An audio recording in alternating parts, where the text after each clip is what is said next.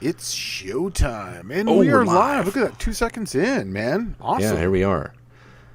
So this is kind of like the last Wednesday for you before the Yeah, till I race. haul out to go to the No Name Nationals. Yeah. Yeah, I'm gonna leave on Tuesday afternoonish. Oh, you're gonna leave Tuesday.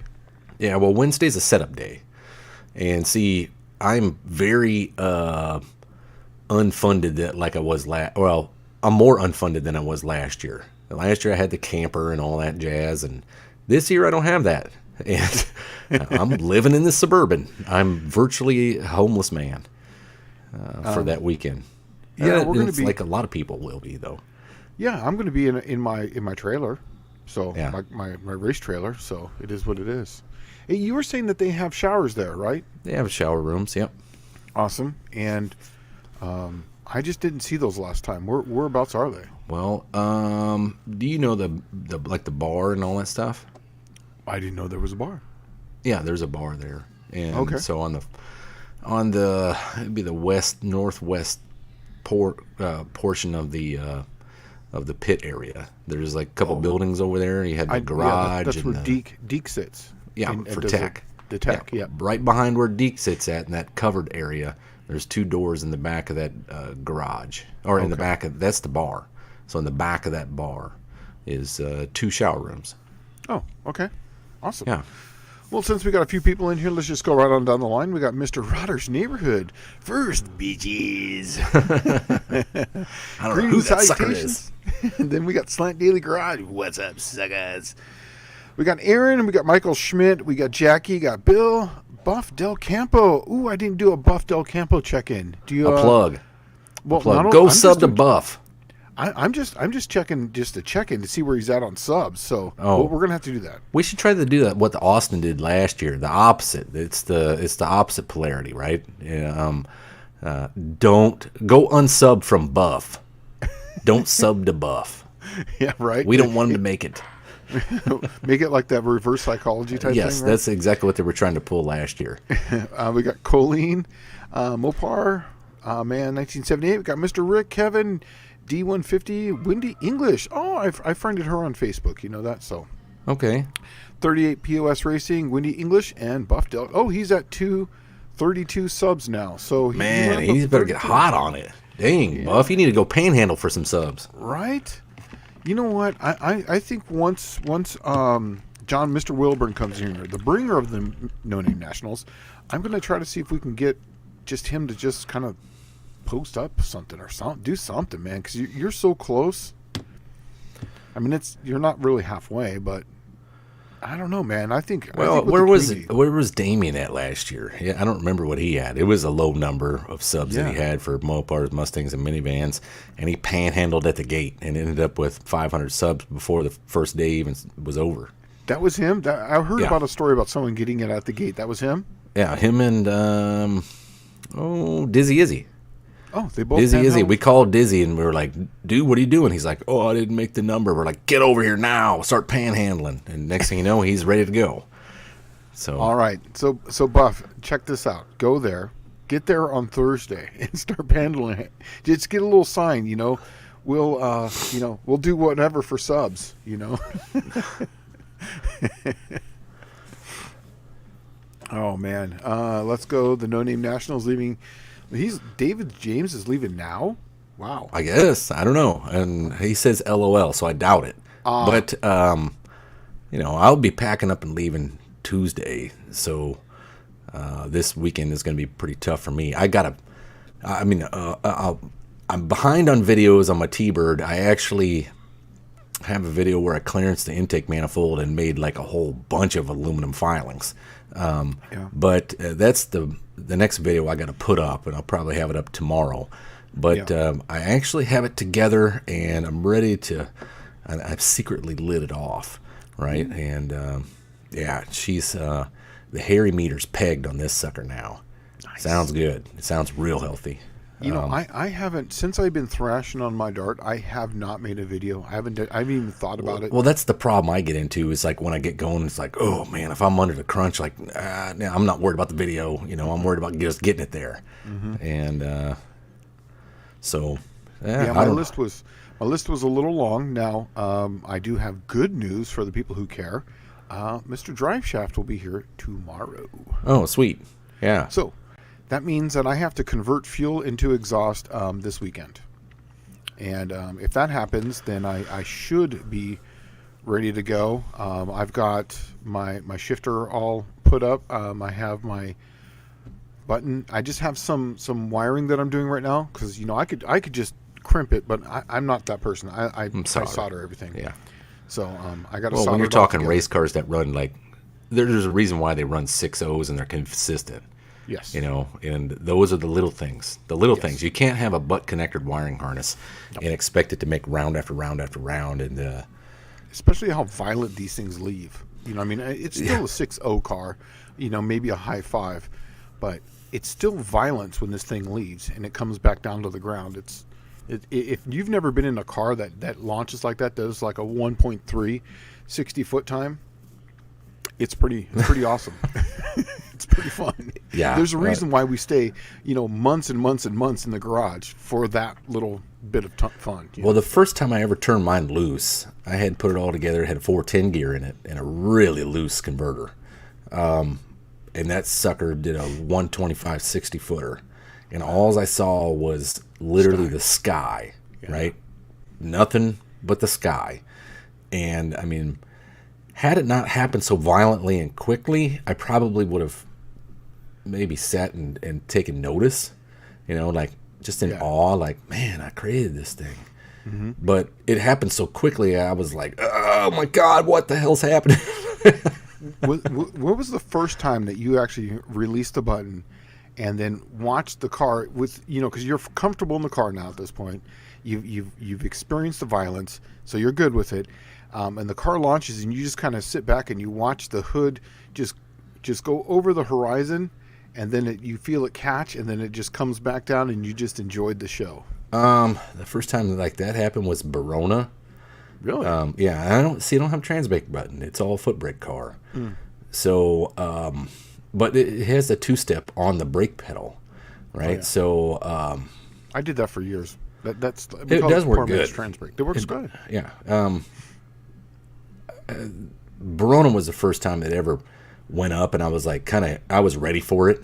I was expecting it, I made, one day I went out there for a test and tune. I think it made 24 passes or something, right, in one day. And what I was doing was I'd drive it back to the trailer, I'd turn the fan on, let it cool off, and I'd go tweak something, and then I'd go right back out for another pass to see what the little tweak would do, because you can get overwhelmed when you go do test and tune. Yeah. Like, okay, rule of thumb: if you're not a big time drag racer or you've never really had to sort something out that was real fast, I mean, a lot of guys never really have to put in time at test and tune. If you just drop a 360 and something had a 318, okay, you're not going to spend a lot of time. You're going to go out there, do your normal thing, and it'll probably work just as like it did before. But when it starts to get hairy and fast, you spend a lot of time test and tune trying to get it dialed in, because what'll normally happen is it'll blow the tires off, it'll get squirrely, it'll bog. Weird things will happen that don't normally happen to just something that runs 12 O's in the quarter, or it's not really that fast. And it takes a while to get it dialed in. And I went from a 650 car to a 620s car by just playing with the rear suspension and getting the car to hook and squat and go the same way every time. Yep. And it was like tire pressure, right? Like you go from 14 to 13 pounds, and that makes all the difference in the world. Yeah. Right. Half a pound was a tenth in my car. Right. But you can't get overzealous and just literally start changing everything all at once. You need to take the time to do one thing at a time. Go make a pass, no matter how much it's costing you in fuel or time or whatever. But it'll all be worth it in the end, because the car will react correctly and work the way it was designed, and you worked your butt off to make it happen. And hopefully you get it before you break something. Yeah, that thing was, when I first took it out, it was doing these big, crazy 4-foot wheelies, right? And I mean, they're cool to watch. They're cool to do. But I smacked the oil pan on the ground one time, and I'm like, God, The last thing I need is to drain 6 quarts of oil right here on the track and burn the motor up. Yeah. Because you'll never know until you start seeing the oil pressure needle flutter. And then you're like, oh, now you're in a world of hurt. It's already happened. You already hurt some bearings. Yeah. So it's just, you got to creep up on it, you know? Mine was Wild Horse Pass, believe it or not. Really? Yeah. And the reason being is I never had a cage. Now, this was back in like 14, I think. I think it was 14 or 13.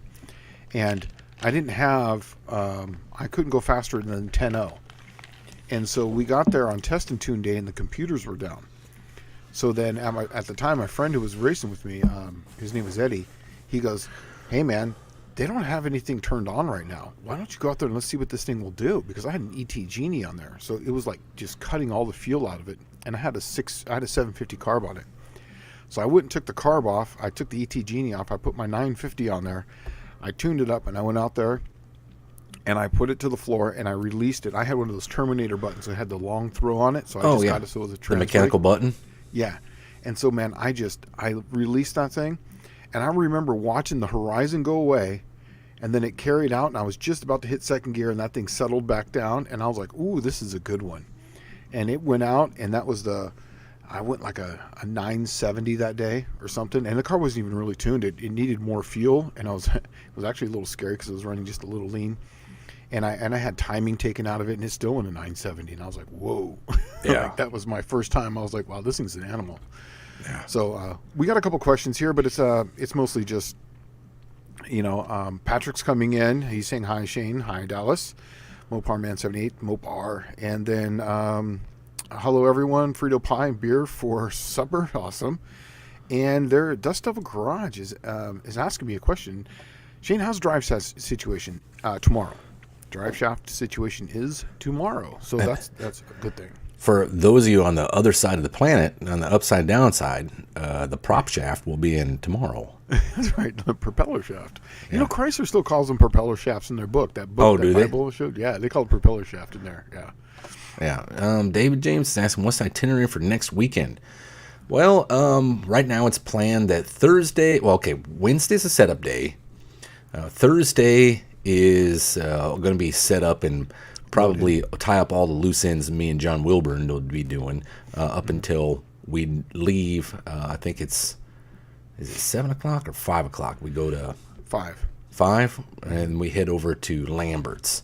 And goes for some throw rolls, and that's where all the debauchery begins, because it's a flash mob car show up, surprise, we're showing up, and we don't care about your parking lot. And so we show up, and usually it's a chaotic mess because there'll be a zillion tourists in there, and they're all like, what the heck is going on? They've been just descended upon by all of us heathens, and leaking rust. Right. And then we go in there and get some throw rolls and have a good time.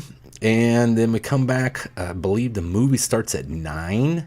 We're going to be showing Smokey and the Bandit. Oh, that's awesome. Yeah. So everybody will show up, and it's a free drive-in. You're just there for the weekend anyway, so we're going to throw some Smokey and the Bandit in your eye sockets. And then Friday begins the beginnings.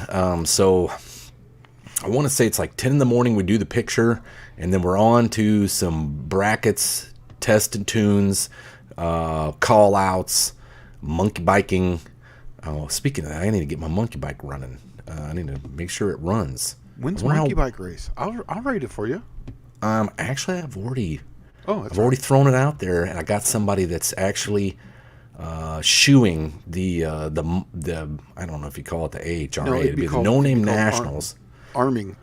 Arming the No Name Nationals. I don't know everybody gets a turn monkey bike.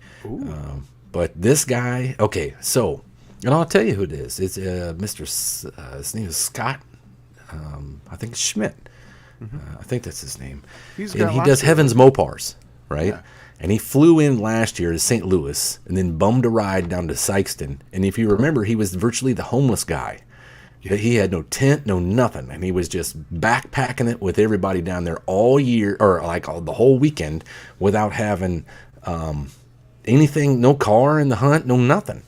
And so he just had a good time. He was all about what the No Name Nationals was about, was the, event for the regular guy. All you got to do is put something together. You get your YouTube channel up to 500 subs and you're ready to rock and roll.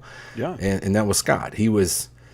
I felt that he pretty much embodied the person that really enjoyed and got the No Name Nationals from the get-go, right? Yeah. And so this year, I found out that his plan was virtually the same. And I said, I hate to see you come all this way, Scott, and not do anything. Well, it's perfect. Here you go. Here's the monkey bike. Yeah. Have at it. That's the kind of person that needs to drive that monkey bike. Yeah. So we're going to let him run the monkey bike, and he's going to give it hell. And if he wants to tear it up that weekend and take the governors off and just give her hell, knock yourself out, Scott. This one's, we don't know anything. You don't know nothing. Us nothing. I put rockets on it and exploded the back end of it. JB and Lars pedaled it all year last year, beating the snot out of it and then practicing and trying to get it up to speed. I thought about doing some cool stuff to it and cutting the knobs off the tires and shaving them down and smoothing them out and air them up to 25 pounds over their max air pressure, just so you could have a better ET. And then I realized, no, my life is tough right now and I'm going through a divorce, so that's all for you, Scott. So he gets to work on it this time. yeah, right? I'm going to bring it. Yeah. I'm going to make sure it runs. Yeah. But that's what you got. That's right. Good luck. Yeah, it's all yours. Yeah. That's always, as a Cookie Monster going to munch everyone. I don't know, man. Really, it's 100% untested, and everything's been changed. So we'll see. Well, okay. I have all the faith in Shane's mechanical skills to get this thing down the track. I do not have all the faith that Shane has had enough time to get it dialed in. That's right. That's what I'm worried about. I think it's going to be fairly consistent or inconsistent, and then when you get it figured out, it's going to be pretty dang nasty. Yeah. But I'm going to throw my hat in the ring and say, man, if we meet up at that 28-10-5, I'm going to feed you all the beans. That sounds great. But here's the thing, man. I was saying this the other day when we were talking, and it has nothing to do with anything. If I would have known just this much that your car would be running, I didn't know. I know. No one knew, right? I did it on a whim. I just literally my life sucks. I'm going to go have some fun. Screw this. Perfect. Right? Yeah, but if I would have known just this much, that it could have been a possibility, I would have done nothing. I would have just got the thing running, and then it would have been just me and you, and that would have been fun because last time you still got the chance to put the 904 back in and the old drive shaft. Oh no! And the 8 3/4. This is a lot of work. That's a lot of work. I know. Yeah, but it's all right. Well, maybe we'll meet up in that 28-10-5. I know. But hopefully not first round. I'd like to just first round. Maybe I'll get lucky and just because I'm going to be foot breaking an instant green. I think feeding somebody a light's going to be almost impossible. I got so much rollout I could literally leave on the top stage bulb and probably still not red light. Yeah. It's going to be tough. Yeah. And we'll see. I would have liked to at least had a little bit of time, but I guess Friday's going to be my day to go down the track, and we'll just see where it ends up. So, Dust Devil saying mine is 100% untested also, and I plan on getting it finished Thursday at the track if anyone wants to help me work on it, show up in the pits. You know what? You have an open invitation from Dust Devil Garage. I'm hopefully, if mine doesn't convert fuel to exhaust, I'm not bringing it. I have other things I can bring. I am going to be bringing our test vehicle for Edelbrock, which is the Dodge Charger. It's a 2015 Dodge Charger. I'm definitely going to be bringing that. That's a fun car. Yeah. And it's got a lot of test equipment on it too, so that we're testing that you will see coming up soon at PRI and SEMA. So, yeah. But he can't tell you about it, and he can't tell you what he's testing. Nope. So when you open the hood and you see weird things, don't even ask. He can't even tell. Yeah, it's the flux capacitor, and it's a widget. That's what it is. Yeah, and I can pop the hood. Yeah, we've turned up the juice on this one. Yeah, so. Well, yeah. This is NA. I know. I mean, not by nitrous. I'm just talking about in general. Oh yeah. I built this engine. but we were testing other things, and so we wanted to have an engine that matched exactly. Well, this is a BGE 6.4, right? No. This one is not. This is just a 6.4 that's in there right now. Okay. And it's got factory heads. I'll tell you the combo. I mean, it's really simple. It's got a stage 2 blower cam on it, but there is no blower on it. But it's just got a stage 2 blower cam because we want to get numbers. And cam is degreed incorrectly, and it does have headers on it, and it goes for what it is, and it makes. We dynoed. I think it makes like 490, 500 to the tires. So I mean that's pretty good, That's for a car healthy, that yeah. you can get in it, and that is a real pump gas car because you can go up to any gas station, put whatever you want into it, and go out and drive it, and you'll drive there, change the tires, and drive it home. So, Well, Tom Brown is asking how much to get in the gate to spectate, and you know what, Tom, I've been so disconnected from this whole year. I'm not gonna lie. I don't remember what the price is. I think it's $15. I can't remember. where did you see that one at? I didn't see it. 716. Oh, I believe that's what it is. $15. I've been so disconnected, John, and I'll be straight up front with everybody. When my whole life went south, I literally didn't want to do anything, and I actually called Barkley Schmidt and said, "Hey, man, can you step in and do race director for me, and I'll pay you." Last year he was the manager at the track. This year he's not.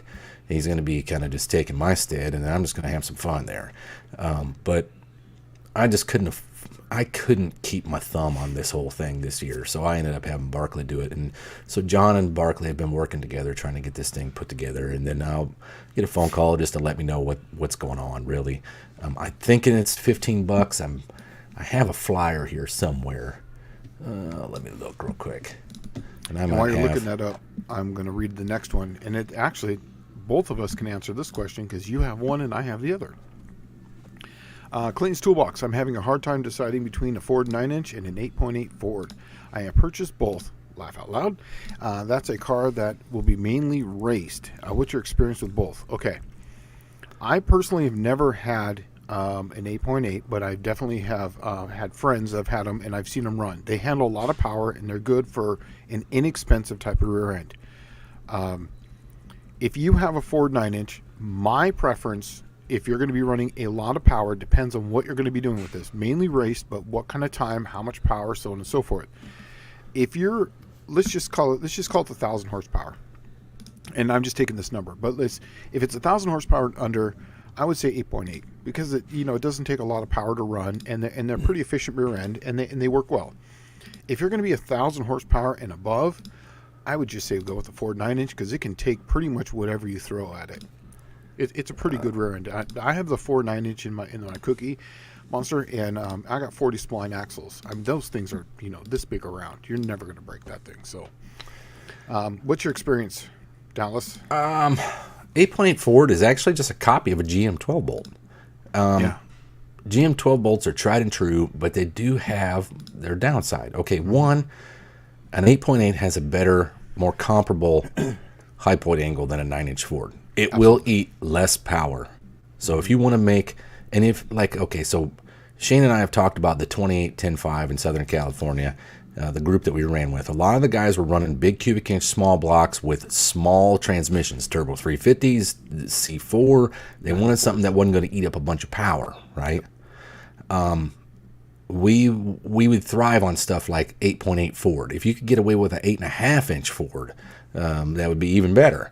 But the reality is, it comes down to how many times you want to build one. Yeah, exactly. And it all depends on what you're going to be doing to it. If you're going to be whacking this thing with nitrous, throw the 9-inch in it. I'm going to tell you right now, I went through 3 or 4 8.8s until I could get I built one that could handle the abuse of nitrous oxide. And that was with a 302 with nitrous on it. Now I was smacking that sucker with a lot of nitrous. When you throw a 300 horse at something that makes 430 horse already, that's a heck of a lot of power, right? And the torque was just insane. Right now, instant. Yeah. Right, and that's the problem is it doesn't taper in like a power band does. Mm-mm. It freaking comes on like you're getting smacked with a freaking ball bat. 9-inch Ford is probably the ideal thing for that, but you are going to see 1 to 2/10 difference on the track ET between an 8.8 and a 9-inch Ford. The 8.8 though, if it's a direct bolt-in for you, whatever you're working on, I'd start with the 8.8, but don't spend a lot of money on it until you start breaking stuff, and then just go right for that 9-inch.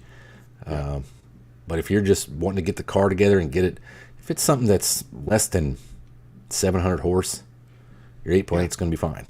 And that's what I really kind of say that 1,000 horsepower, because people with turbos, an 8.8 will survive behind a turbo because the power comes in slowly, it kind of rolls in. Right.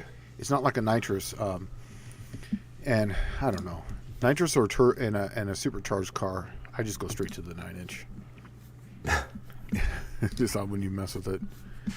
I cannot find this thing for Shane, what is the Charger tuned with?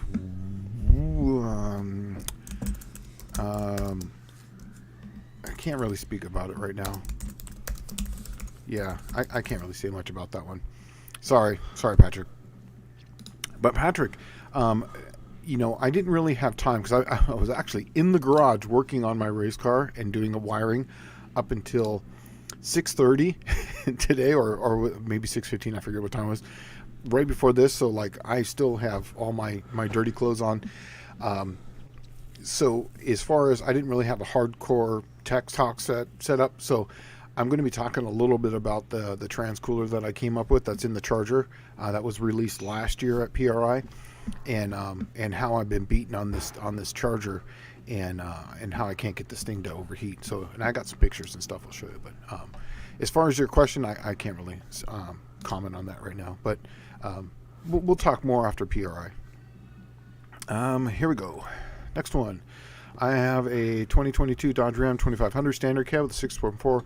What I would love to find a supercharger setup for. Well, I believe Edelbrock makes a bolt-on kit for that, and it works awesome.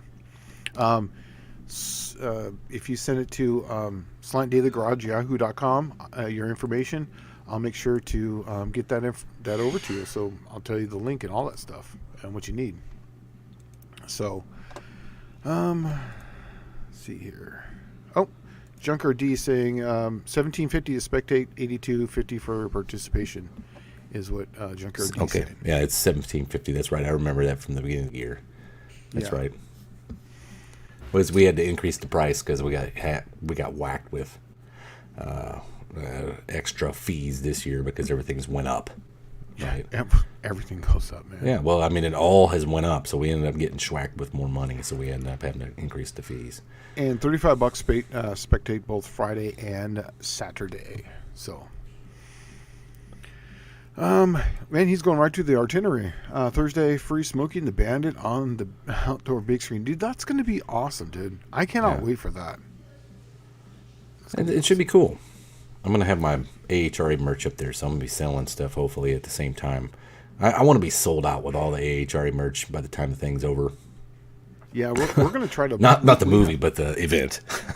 We have a ton of our Slant Daily garage shirts, and we're going to be selling those things at a I believe it's $15. We're going to blow those things out. So come on by, get a Slant Daily garage shirt, and if my wife is feeling better, she'll be there, and she's the one on the t-shirt. She'll sign it for you. So, yeah. Well, if you get a spectator ticket for Friday and Saturday, and you can watch the movie and hang out with us on Thursday, because Thursday's a free day. It doesn't cost anything, right? You could have a whole big weekend for $35. That's well, I mean, you can even go to the movies for $35, and you're getting the movie out of this deal. And you can see a car show at Lambert's. You can meet up with food with us there. I mean, it's going to be awesome. There's going to be all kinds of unscheduled and I guess it'd be cost-effective debauchery and burnouts and ridiculousness. So here's one. All right, Tom Brown, give me your page and let's put you up there. If you only need 4 subscribers to get to 500, let's do that live right now on here. That would be awesome. So what's your YouTube channel? Is it Tom Brown? Let's see here. Wilburn always gets that. So I want to beat him on this one. I want to get at least one.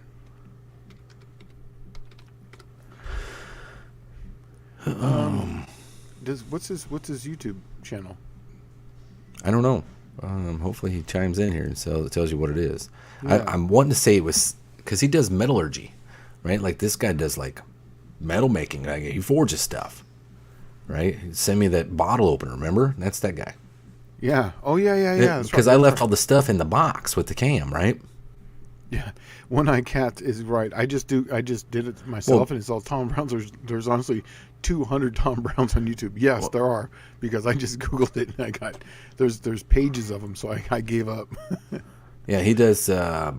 It's something. He's like from North Dakota, and it does like a metal forging. And I want to say it's like North Dakota metal forging or something like that. Okay, so it's Tom Brown 879.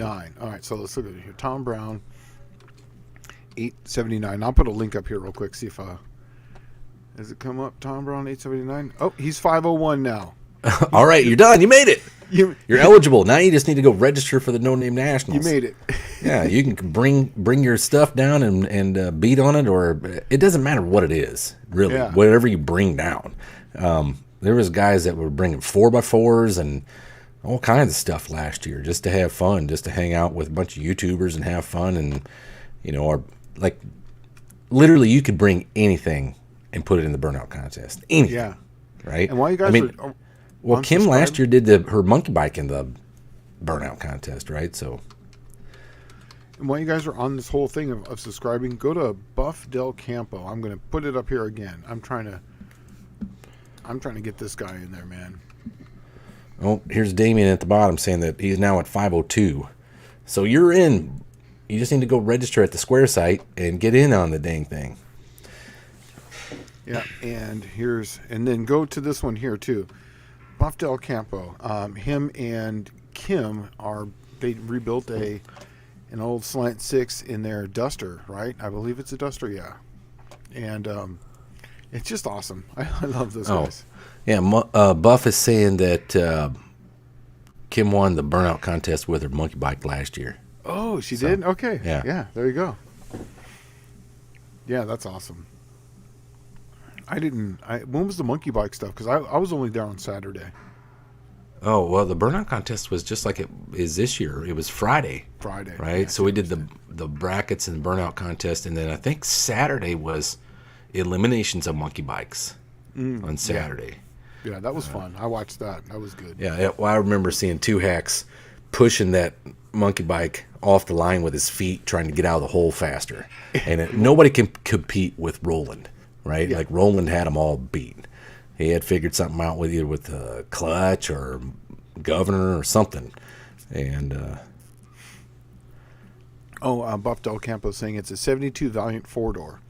So that's Stubby's old car, right? The yellow one. Yeah, I haven't seen. I've only seen like under the hood. I've never really seen, at least the videos I've watched, I've never seen the side of it. So yeah, well, I remember when Stubby was there at Tony's, and they were getting all the stuff together to turbo that Valiant. That's what Stubby wanted to do, and it was like my start stand was over there, so they could get the 360 for the Junkyard Jet going, and they were want to break it on the start stand. And all this, I had to go over there and pick up my start stand, and everything was missing off of it. And I'm like, this sucks. All right, where's all the band clamps? And okay, well, no big deal. I can replace those, right?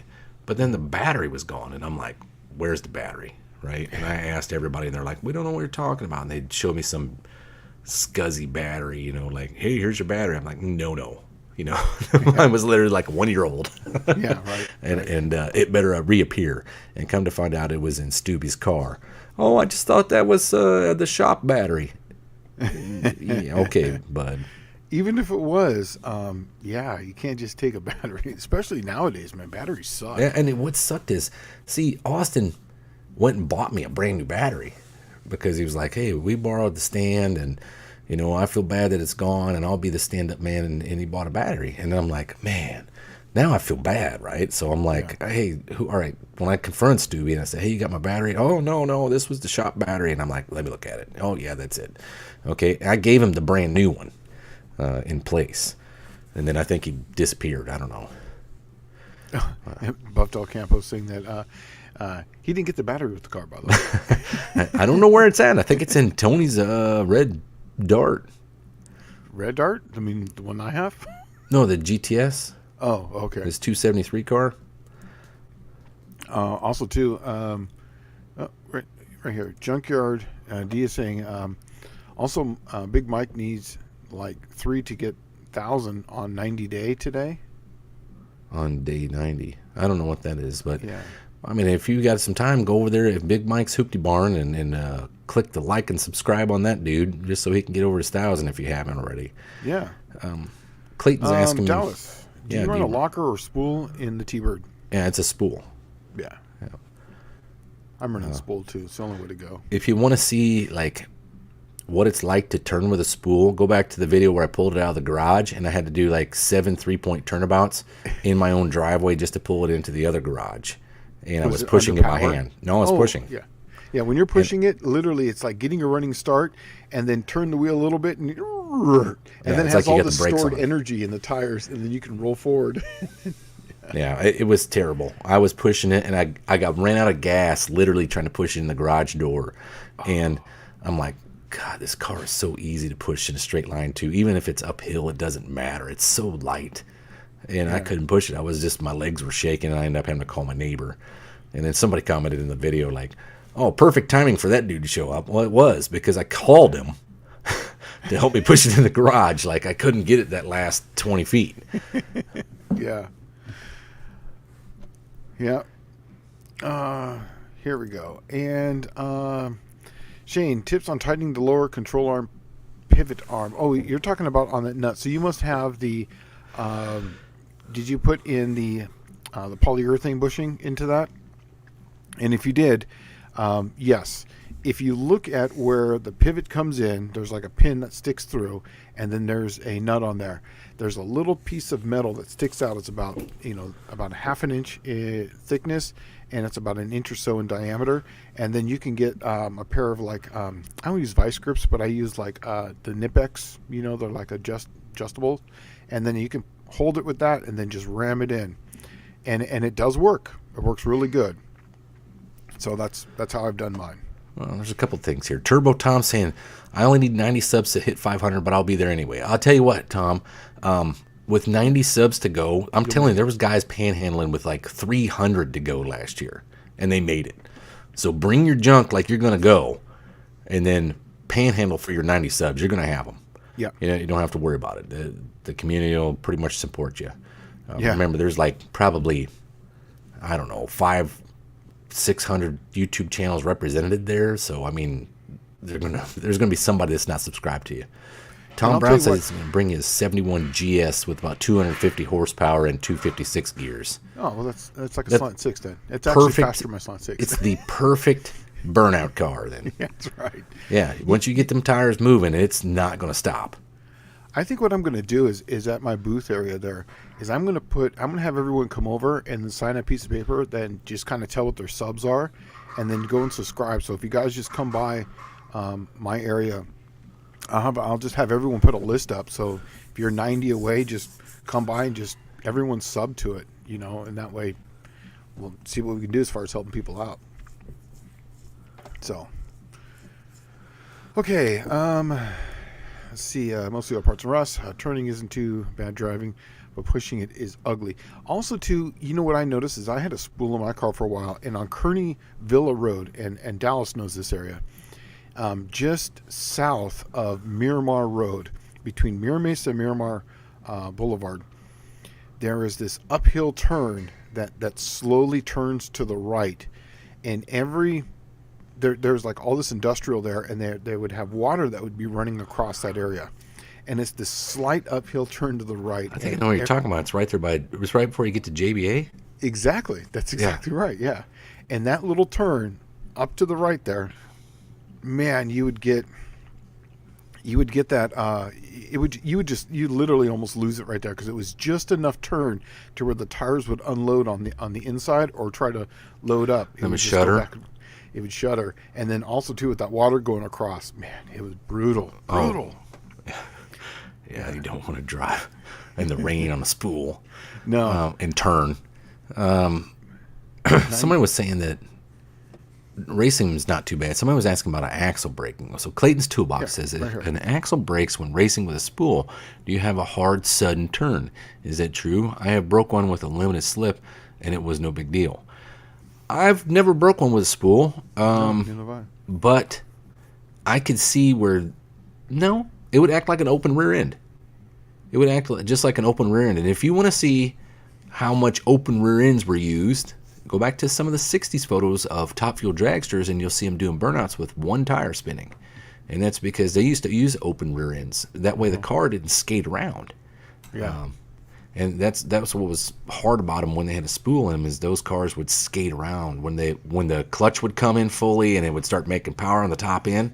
You'd see the fuel cars, especially the fuel altereds, was where it was the worst. Yeah. But they would short just start wheelbase. Yeah. skating around at the top end, and they realized that if they ran an open, it didn't do that. And so a lot of guys were running those, but it did limit them on the launch, big time. Buff Del Campo is saying that Shane said he wants us to drive the Valiant to No Name Nationals. It hasn't moved yet, but we're making a big effort. Yeah, I've been watching. I hope you guys make it. That'd be awesome. You guys make it there, we'll give you guys T-shirts. How about that? You'll get a T-shirt for all your work. All that effort, and you get a T-shirt. Well, guess what? Life, when you're a hot rodder or a drag racer, that's just the way it goes. I mean, if you're going to the drag strip with your newly built drag car that you've spent thousands of dollars on and hundreds of thousands of hours, and you're expecting to take home the check, you are sorely in the wrong business, buddy. Yeah. Go there with no expectation, and if you take the money home, great. Yeah, that's right. Exactly. Sometimes it just happens. Like the planets line up, and all of a sudden you're like, wow, I have a chance to win this. Yeah. I remember when you get deep in the money, and then you're like, man, I really need to start paying attention because I could win this sucker. Yeah. And that's when you mess up the next round. Well, I usually come up with a pretty good game plan, and it depended. Like, I would always, all right, you know how that in street racing they say, call out the duck, right? Or you try to find the duck. And the duck is when you're doing your chip draw, everybody's over there like you pan around and look at the faces, and there'll be dudes like looking like serious, and then some dudes like, yeah, okay, and then then you find the guy like, that's my guy. That's the guy I need to race, right? And that's what I would do is I would look around and I'd find the guys that were running like it's their first weekend, they've made it 3-4 rounds, and they are running a stick. And you're like, oh, dude, bracket racing, I'm going to wreck you right now. Yep. You're running a stick. I want that guy. Hey, we actually have one, Tall Garage. He's actually making a joke, but it's actually a real thing. Someone come figure out why my 46RE lost reverse. Okay. Those reverse are done on a band. So here's what you do on that one, Tall Garage, is that put it into manual first gear, where you actually physically pull it down into first gear and see if you have... if it drives forward, because if you pull it into first gear all the way down, it's called the low and reverse band. So if you pull it into low, it will leave on that. If you don't have first gear, it's the band. It's a really simple thing. You can just drop the pan and you can check it. There's a little jam nut. You unscrew it, you screw the thing in, and I think it's 3 turns out. You back it out and then you lock it down, and then it should be good. But it's really a simple deal, and I bet you that's what happens, because nobody really adjusts the low reverse band, because you got to drop the pan. The second gear band everyone adjusts because it's on the outside. So that's I've lost that. So really simple. Oh, here Patrick's saying, Ken, it's the rear band, I believe. Shane will know for sure. Yes, exactly. It is the rear band. Just check it. It's a really simple deal. And you could actually just drop the pan and pull it out with your finger. It shouldn't have. I believe it's 2.5 or 3 turns, I think is what it is. 72 inch-pounds and 3 turns out. Let's see if I got any other ones. Oh yes, yes. You have to pull the rear end to the valve body to see the rear bend. You are correct, but I believe you can adjust it without pulling the valve body. Um, I'm pretty sure you can do it without pulling. You can adjust it, so you can just take the nut and then just pull on it.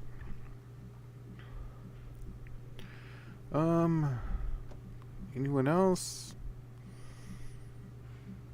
Oh, here's saying here, if I don't have first gear in manual first, it's the band. Pretty sure I have manual first.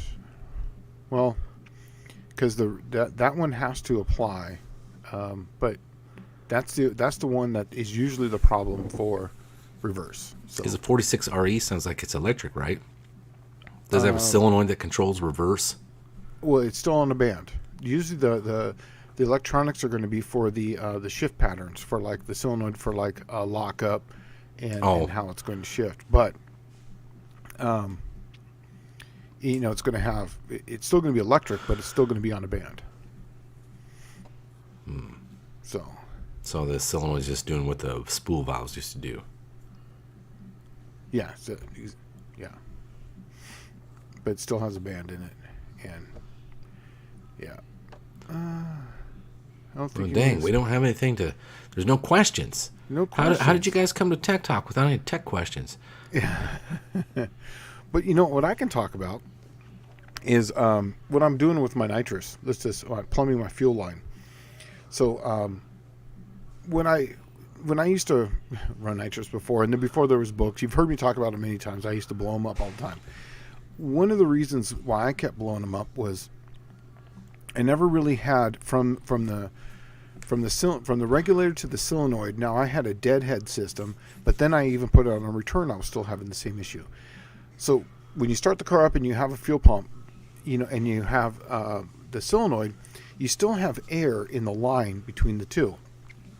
So what I have on this car, which I've done on the rest of them, is that right at the solenoid, I put an elbow and I run a dash forward line back. And then what that is that I thread and tap and put in an 18 thousandths air bleed. No, I think it's a 23 thousandths air bleed. So what that does is when you turn the fuel pump on, it will bleed out all the air in the line. So you'll have fuel all the way up to the solenoid, and then that little bit of air, which is only 23 thousandths, and getting the air out will easily come right out, but then you're only bleeding off a little bit of fuel. So that way, when you hit the nitrous, there is no lean spot, there's no pop, there's no nothing, and that's the most dangerous time is when you hit the button the first time, because it's just hitting it, bam. If you're hitting it with nitrous, because that's under 900 The nitrous pounds, it's there first by it's a there lot. first. So Yeah. you definitely have to get the fuel there. So so if you guys want to see how I did it, come on by the pits if I get the thing running, and I'll show it to you guys. It's I'm not hiding anything. I don't There's a cheater way to do that, right? What's that? You put the solenoid for the fuel right at the plate, and then you put the solenoid for the nitrous like a foot back, Yeah, and then that way the fuel's there first. yeah, I got you. Yeah, you can do that too. Yeah. Let's see. Bear Rose Garage, $2 for a buck. Thanks for the help, Professor Pete in Dallas. Okay. Yeah, well, thanks, Bear Rose. Yeah, thank you. You're keeping the lights on around here. Right. Like we'll pull a Wilbur and keeps the lights on. Yeah. Let's see. I had a front bound brake with 5,000 of scrap hookup and had to wind out in first and pray for a drive. No second gear. Dude, I've had that where I had no second gear. I have a picture of it. I was going down the track and I was in first gear and I hit second and went right to the rev limiter, and then I pulled third and I still won my race. So Mopar Mustangs and minivans asking, how long can I drive my Dart with just the headers? Okay, so there's a lot of old wives' tales about this stupid stuff. Yeah. All right, one, you can indefinitely drive it with just the headers. Yeah. Indefinitely, okay? If you're willing to put up with the tickets you're going to get, you can drive it indefinitely. Yep. All right? It used to be like, oh, that's going to ruin your valves. No. No, there's no such thing. Okay? They'd say the cold air is getting in there and it's going to warp a valve. No.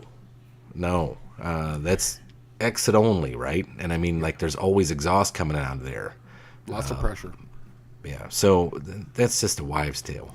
I've seen stuff run with no exhaust manifolds on it for a while. Look at YouTube. Some guys start breaking their camshafts, with no Exhaust on them. manifolds. I don't know about that. That may end up hurting a valve because there's nothing to protect the valve from the air, right? So when it's not having exhaust coming out, it's virtually has room temperature air on it, right? Yeah, but if it's at like say 2,000 and above, It probably is happening so fast that there's a boundary layer that's going on there that it's happening so fast it just can't get in. But what you're really going to give up is power, because you really got to run extensions on those things. The rule of thumb's always been 18 inches, and that's going to help with the sonic waves. It's been proven. There's so many people that have done this. So if you're going to run open headers, at least put an extension on it, a minimum of 18 inches. You can plus or minus. You may. If you want to tune them, there's an easy way to tune them. Okay, it's the old school way. It's a paint. You just put you just put your extensions on there, right? Say it's 18 to 24 inches, okay, and you don't know what the number is going to be, so you got a 24-inch extension on there, and you're assuming it's going to be somewhere around 18.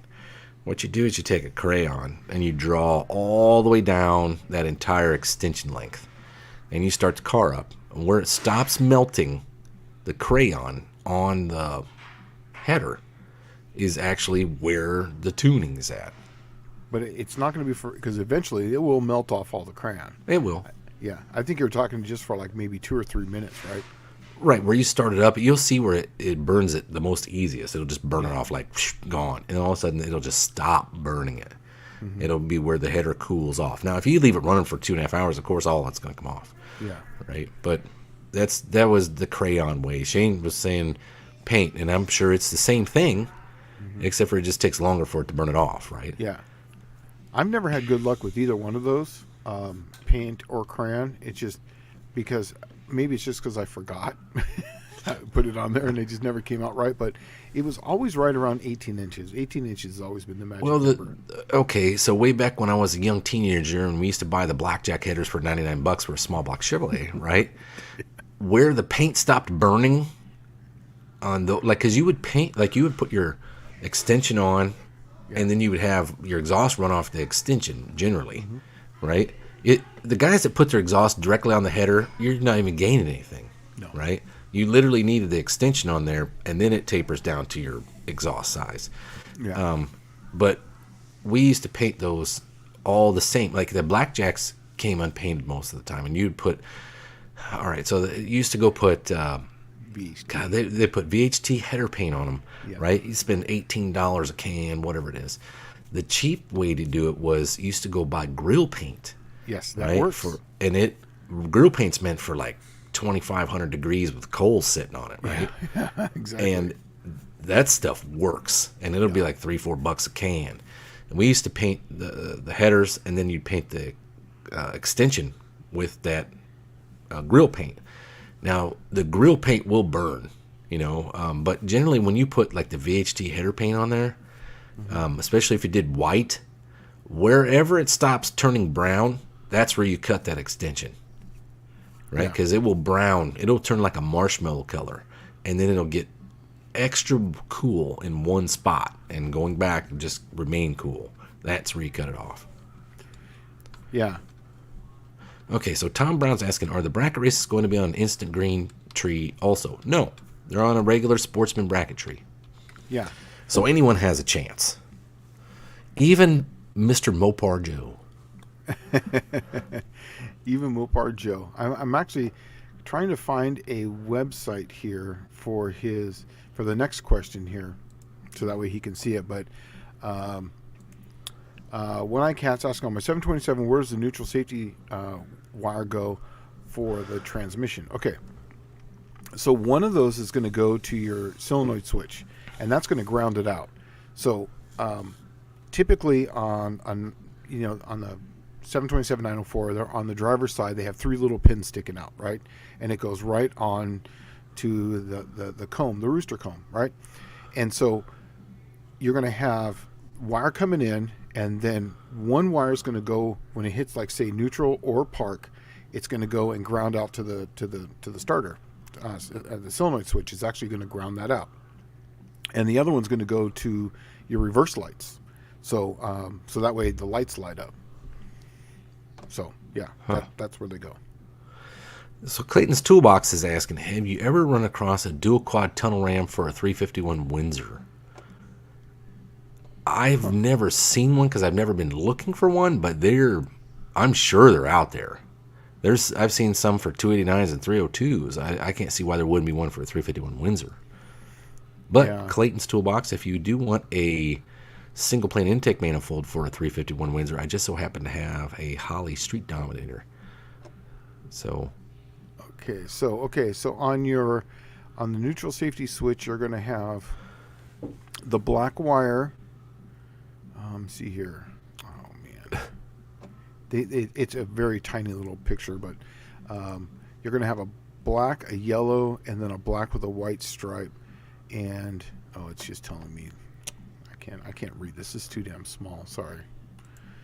Well, anyways, yeah. If you send it, I'll send you a picture. SlineDailyGarage@yahoo.com, and I'll send you a picture of the wiring. Really simple. Yeah, exactly. To the starter solenoid. Yeah, one of them goes to the starter solenoid. One goes to the switch in, and the other one goes out to the reverse lights. And it only goes on one way. At least mine does. Mine only goes on one way. Here we go. Mostly all parts and rust. I broke the trans in my front drive Daytona. Lost first and second drive home. Starting in third. It was ugly. Yes, I've done that too. Automatic is considerably easier. Yeah. It's just really hard on that converter. Yeah. Right? But a manual. Yeah, sloppy converter will do it. It will. Especially if you have a loose one. My Dart, the Cookie Monster, when it had a 904 in it, the only time I used first gear in that car ever was on the starting line. Every other time, because I didn't, even though I had low band apply, I would just leave it in second gear, and I would start out in second gear everywhere I went. Yeah, I've had a reverse manual valve body in my T-Bird since 2005, and I used to drive it on the street with the reverse manual valve body. And sometimes I would take off in second or third, and it would still take off no problem. But it was hard on it. You were like, man, something's not right. It's not hardly moving. And then you knock it down a gear, and you're like, I wasn't in first. But Junkyard D's asking, heads up on Saturday is instant green? Yes, it is. 28-10-5 race. That's heads up is instant green. That's where it's going to be what it does is level the playing field for everyone, right? Because the guy that guesses the light is going to feed some serious time to the other guy, right? Like you could take a half a second off of that light. Yeah.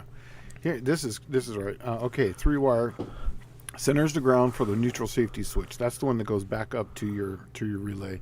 Outer 2 are for the backup lights. So there you go. Yes, and it's what he's saying. Yellow is for the starter relay. That's the one that actually goes to the plug that's down in the bottom. If you're looking at it right hand side, and it's got it's a little plastic looking slot looking one. I just couldn't remember off the top of my head the coloring. That's actually what I was looking for, was the color. Let's see. Tom Brown is asking, Dallas, are there still some good small chamber rover heads at the junkyard? If so, I'm very interested in a pair if you go out there again. I don't know. I haven't been there. I'll be honest with you, Tom. I have not been my usual self in quite a while. I haven't been back to the junkyard since then. Well, no, I take that back. I went back there twice last year, and I didn't see any rovers, but I'm sure they're there. They had 4 rovers there the day I was there. I got to select them all, right? Like, so I went through and tried to find the one that somebody had taken the intake manifold off or something, so I didn't have to do all the work. But I did find that 2000 and 2001, I think, is the last 2 years of them not having air injection in the head. The later ones have air injection. You got to plug them all. Not a big deal, I think the later ones actually have a bigger valve. But I mean, if you're really interested, I'll just say the set I got off of the that I'm going to use for the 300 test, because I am eventually going to try that set of heads out. Right now, what I'm working on is I'm trying to get my my bearings back, okay, and I'll let you know what's going on in my channel. Not a lot right now. It's just the T-Bird, and then the T-Bird's gonna. Shane and I have already talked. Professor P and I have already talked. I got a phase 3 on the T-Bird where I'm going to try a different set of throttle bodies with more injectors up top and see if we can coax even more ET out of the car without changing anything else. Yeah. And it's all just based on fuel being delivered at the top. And then I'm going to probably put it up for sale. The next thing I'm going to work on is I found, last year I tried to dyno my super stock motor. And I got so much flack from everybody from having something that wasn't a small block Chevrolet or a small block Ford that, nobody was willing to dyno the thing. And it was just a pain in the butt that I was looking at places 500-600 miles away. And I finally just realized, you know what? I need to figure out something to do a dyno sesh for Buicks, Olds, and Pontiacs and Cadillacs because they all got the same bell housing. Mm-hmm. So I looked around here and I actually found a machine shop that has a dyno that they haven't used in 4 years. And I'm going to lease it. I'm going to lease it for like 2 months. And I'm going to do dyno pulls. So if you got a Buick, Olds, Pontiac, Cadillac, you want to dyno it, bring it on. I'm going to do 3 or 4 different variations of the 300. I'm going to take the same 300, the dyno mule that it was intended to be. And we're going to dyno it as is. Then I'm going to change the heads on it to the 65 small chamber heads and dyno that. And then I'm going to change the heads again and I'm going to put the 64 aluminums on it and dyno that. And then I'm going to change the heads again and I'm going to put the Rover heads on with the 64 intake manifold and dyno that and see what it does. And then when it's all said and done and I have all the 300, 215 heads out of the way and the camshaft out of the way, I'm going to pull the heads off for the last time and I'm going to put 350 Buick heads on it. And I'm going to run a single plane intake manifold in that camshaft I got from Professor P that was your cam, Tom Brown. And then we're going to dyno that and see what kind of number those cylinder heads make in comparison to all the other ones. And so I think that'll be kind of cool. But in the meantime, I'm also going to take that thing off and I'm going to put the super stock Buick 350 on there and I'm going to get a number on it. I've got a stage 1 455 that's bone stock that's going to go on there and it's going to get a number on it. And then if I have that turbocharged 350 Buick done, I'm going to freaking dyno that. And then I got all the other stuff that's going to be coming in the door. So, and Patrick's saying, let's do all that back to back to back to back one day. I'm in. I don't think I have the stamina for that or the know-how. I would like to do that because then that would give me, if I leased that thing for 2 months or something, that would give me 59 other days to dyno everybody else's stuff and maybe make up enough money I can pay for the dyno. That would be the idea, is that you dyno everybody else's stuff that can't find a place to get it done because no one is willing to work with them. And so you take it up there and you dyno it and it pays for itself is kind of the idea. While I was sitting here and you were talking about this, Michael Schmidt posted something at 7:48 and he did it again. So I'm going to back up to 7:48. He's saying tech. I'll pop it up here. Maybe you newbies to drag racing should ask some questions on how to go down the track. Just a thought. So now, Sykeston, is it left hand is first or right hand is first getting off the track? I think it's into the left. Yeah, exactly. So after you go down the track, even if you're ahead, say you're a second ahead of the guy, and you're in the left-hand lane, and you go across the finish line, you should slow down because the guy in the right-hand. Oh, I'm sorry. No, if you're in the backwards. Right-hand lane. Yeah, sorry, vice versa. If you're in the right-hand lane, and then you go across the line, and you're winning, and then the guy in the left-hand lane is much slower. You're going to have to slow down and let that guy in the left get in front of you to swing around to come back around. So it's a left-hand lead getting off the track. And remember, the track is only an 1/8 mile. So, I think we should put cones on the wall so people know where to stop. The barriers plus 2 cones plus the big signs are kind of an indicator that's the end of the track because it actually, the surface changes and then the concrete guardrails end and you get metal guardrails. I mean, it's kind of like... It's a no-brainer for us. I would agree. But I mean, it's kind of like almost... all right, so I'll tell you the basic simple things that you should do, because Shane's right, and there's a lot of people that haven't been down the track, and there's something that... And you would never know, and all right, I'll explain it. I'll put it in layman's terms, right? Like, Yeah. when I started going to the drag strip, I didn't know how to haul a trailer and a car on the trailer. I just seen everybody else do it, and I just did the same crap that everybody else did. And guess what? I made the same stupid mistakes, tore shit up. I mean, it was like, blind leading the blind. Yeah. And I just thought, well, how hard can it be? There's a lot to it. So going to the drag strip is the same way. There's certain things that I do for every track. First off, before I even take my car down the track, I go look at the layout of the track. Maybe we should do that on tech. If you've never been down the track, I think on Friday morning, anybody who's new, we should just do a walk down the track. If this is your first time going down man, I'll be happy to walk people down. This is the end. This is the 60-foot mark. This right here is your stage. This is your pre-stage. This is the burnout area. And here's where you roll up your windows, and you don't have any windows open when you get to this point, right? Yeah. And you should have your helmet on and ready to go. And yeah, before you even back up into the burnout box, that window should be up. Roll it up as you're rolling onto the track to back up into the burnout box. You know what? That sounds like a great idea. I might just do that. We might just have. I'll see if Wilburn will allow that.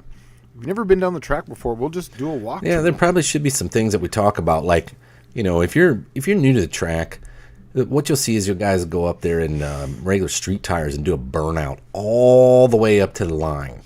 Okay, one, you don't need that. You're just making your car greasier and crap, and it's not going to hook. Yeah. Okay, but two, it tears the rubber off the surface. So when you got a street tire, all you need to do is just get them a little bit smoke. They're sticky enough. They're ready to go. They don't give you a lot. That's the street tire.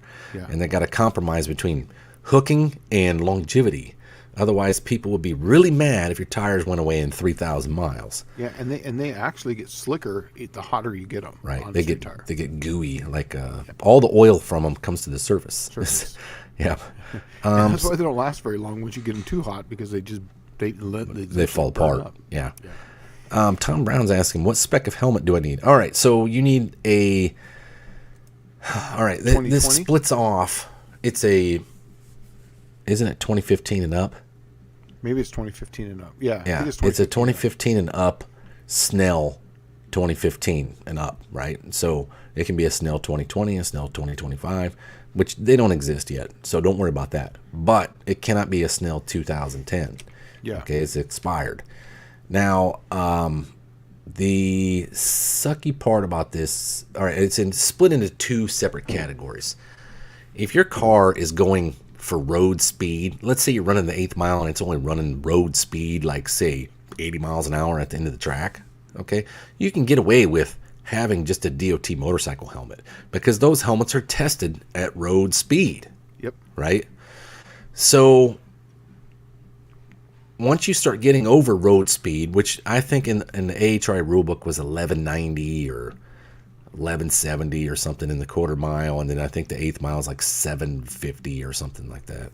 Mm-hmm. That's where the split off is at. You can have a DOT helmet up to that point in the 8th mile, and then after that you need a good old Snell helmet. Now what you'll find is your DOT helmet was probably going to be about $100. Okay.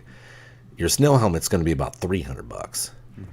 And the reason for that is Snell is tested at race car speeds. It's made for racing. So 150 miles an hour, that helmet's good to go. 200 miles an hour, that helmet's keeping your melon together, right? Your brain. Your DOT helmet for a motorcycle is not, because it's not tested, because it's not intended to go that fast, because there is no speed limits for that, right? Now, I know you can say Nevada has no speed limit and Montana has no speed limit. The rest of the world works in the rest of the real world. Okay, about 80 miles an hour is about all that Snell or all that DOT helmet's going to protect you for. And I've said this before when we did the live with Deke. Every single one of them rules is not to be a hard ass.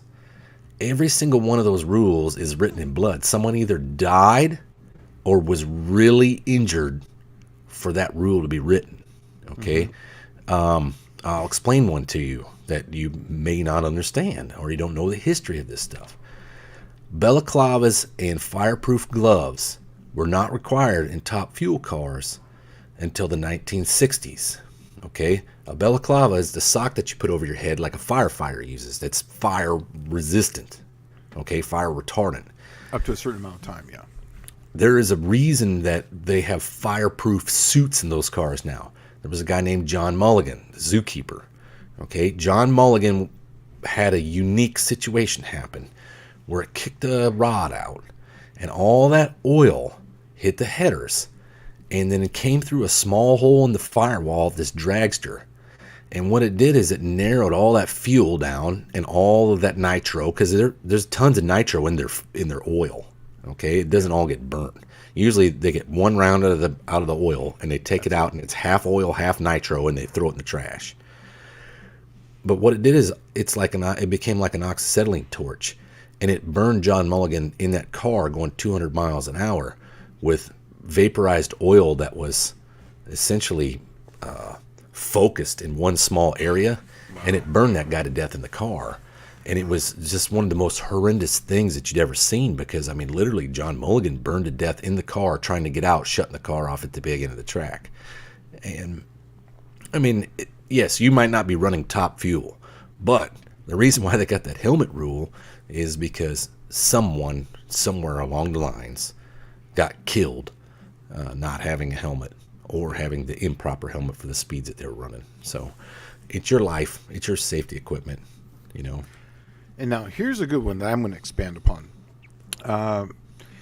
Stage first light, which is the top bulb.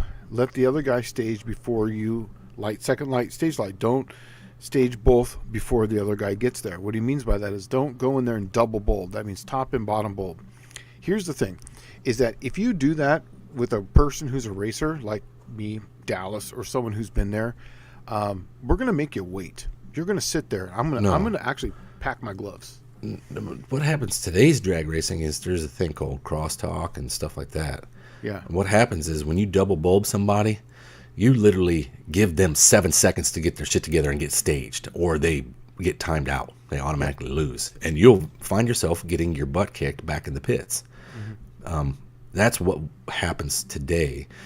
But as Shane was going to explain, I'm sorry, I didn't mean to rudely cut you off. No, it's okay, because that's exactly what would probably happen, because it's just not courtesy. We're here to have fun. Now, we understand that things are going to happen, and this will be probably part of that walk, is that we'll bring a car up there and we'll show you exactly where the lights are, how much rollout there actually is in a wheel before it actually breaks the beam, and how it actually starts the clock, and how you actually get kind of a running start at the race before your time starts. So, you know, we'll go for that. But basically, you know, if it's your first time down the track, just kind of let the guy know, you know, there, and he'll kind of give you a hand. He'll guide you into the water box. He'll tell you to stop. This is the guy that's going to be who's running the tree or the burnout. He'll tell you to do a burnout. Then you kind of just roll forward, you know, count to 3, however you want to do burnout. Then roll up, and then you'll see where the boxes are at. And, you know, you'll see me take my time. I go up there very slowly, and then I'll just barely flicker the top light, and I'll flicker it in. And then I'm watching out of the corner of my eye the other guy. Because once I see him rolling up and getting that bulb in there, that side of the car race doesn't exist anymore, depending on whatever size. It's light and me at this point. But yeah, if you go in there and you hit 2 bulbs, I'm going to make you wait. And I'll have that 7 seconds. And I'll tell you right now, when you're on that tree, 7 seconds is a lifetime. I mean, you don't understand how long really 7 seconds is when you have all that kind of going and you're ready to go, you know. Yeah, well, I bracket raced a guy before that used to. You remember, like in the early 2000s, it used to be like the Corsicas and the Berettas with the 4-cylinder automatics used to be the thing to do to go jump in like super pro, right? And these guys are running like 540s in the 8th mile, and here you're running a 21:16, right?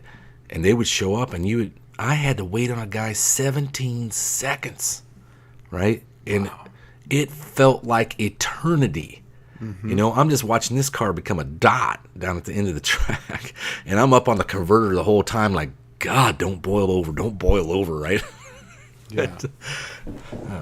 So Wannabe's asking, Shane, which is stronger, a 10 spline or a 29 spline, 8 3/4, 489 case? Okay, so here's the thing. This is highly debatable. So a 489 case, and I know you're talking about a 742. Most people on Earth are going to say the 489, and it's got a crush sleeve. Now you can get a crush sleeve eliminator and shim it up, and it's fine because it's got a tapered bearing. A 742, it doesn't. It doesn't have a tapered bearing. It comes off of a stop. What I always tell people is that they say the 489 is a later version. It's stronger. Technically, yes. But what I always say to them is that if it's stronger, then when Chrysler made the aluminum chunk, why did they only make it in the 742 case? And the reason being is because they're easier to set up for drag racing. It's really a simple deal because the crush sleeve, you only get one chance of crushing it down, and you can basically keep crushing it because it's a tapered bearing. Where the 742 has got a positive stop, and then you can set your depth, and then you preload the bearing with the nut, and that's how you get your preload, your 10 inch-pounds of turn. So, my opinion, and I'm going to say this, my opinion, the 742 is superior for drag racing. It's easier to set up, and Chrysler made an aluminum case for it for a reason, and it was the only one that was offered in the drag packs with the aluminum chunk. And when they came out with the Challengers, the newer Challengers with the drag pack engines, they had the aluminum chunk in those 8 3/4, and it was a 742 case.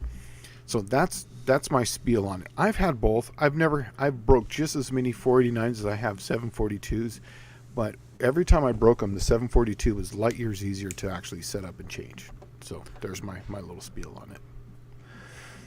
All right. So Deke is chiming in here saying that 2015. I know it says smell, but it's I'm sure that's spell check 10 Snell. Yeah. Right, 2015 up Snell rated helmet 765 ET and slower.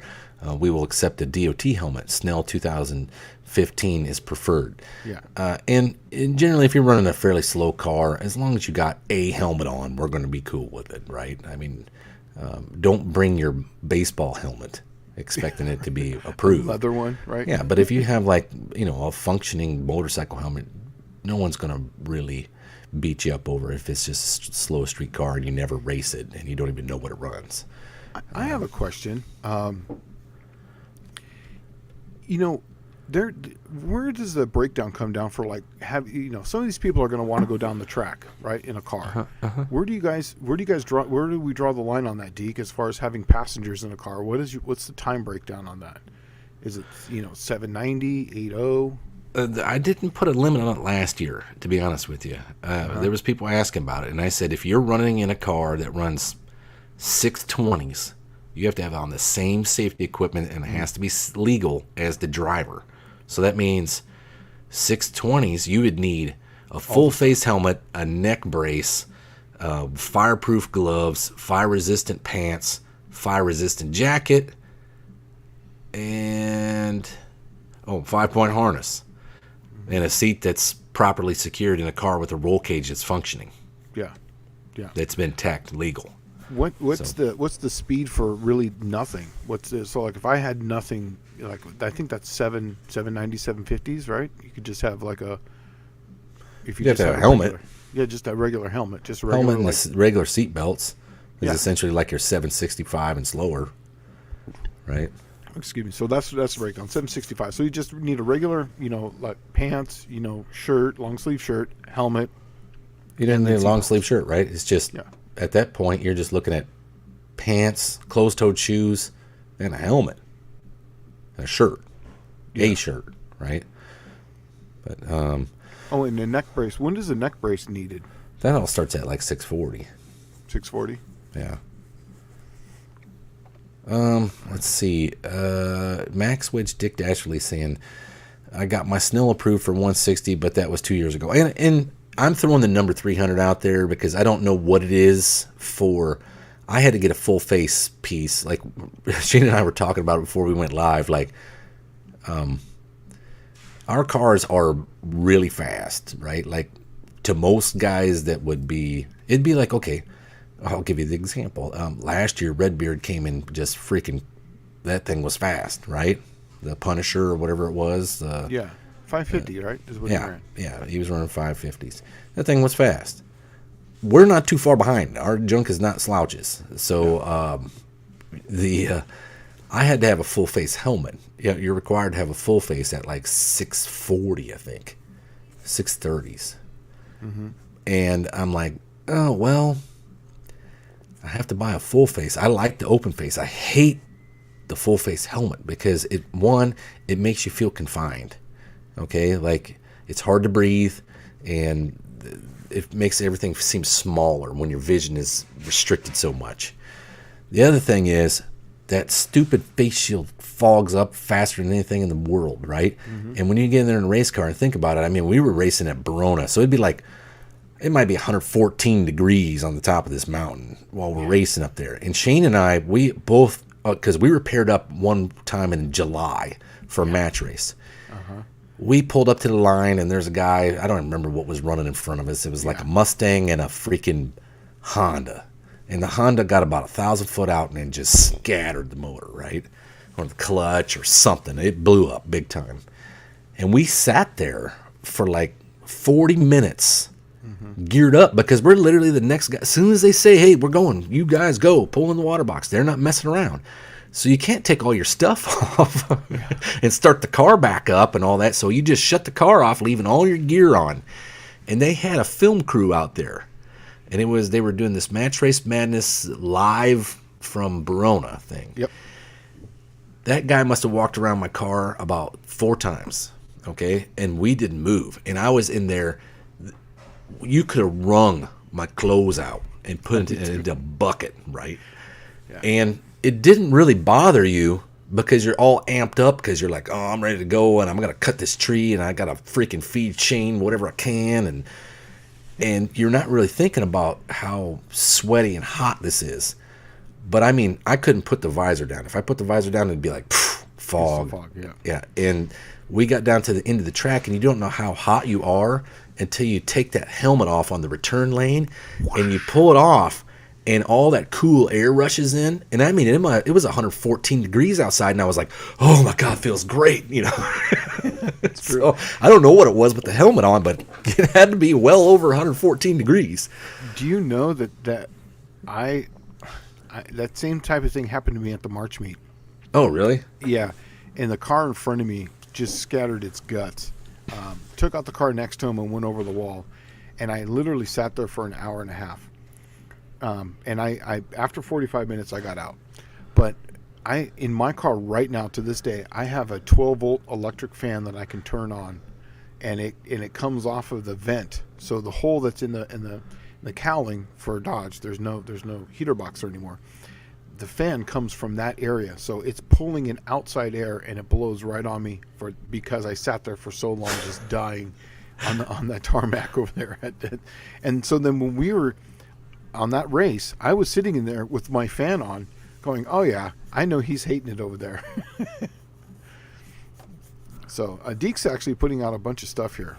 Yeah, I was actually scrolling down and I've seen a lot of that. Yeah. All right. So Deke's saying, and you must have indication.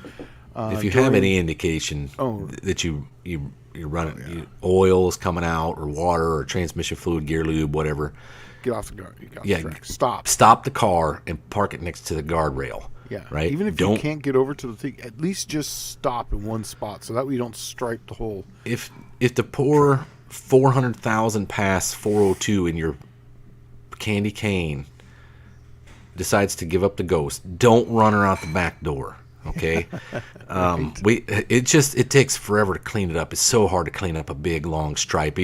Everyone saw last year how we were having to burn that off in like 20-foot sections, and I was going back to get more paint thinner, and it was so hard to get that crap off the track. Just pull over, and then it's so easy to clean up one big pool. It don't matter if it's freaking 15 gallons. It's so much easier to clean up in that one spot than it is all the way down the length of the track. Because you can contain it pretty fast. You know what I mean? Yeah. Yep. And then Deke's also saying that 14.0 quarter, all equipment must match driver. So there you go. Yeah. Mr. Wilson showed up. No pants, I'm out. No pantalones. Anything else we're going through? Oh, Deke is saying 895 quarter mile ET and slower for passengers. Okay. So 895 and slower. Yeah, that's pretty slow. Yeah, I pretty much just kept it as long as you had the same equipment. Yeah.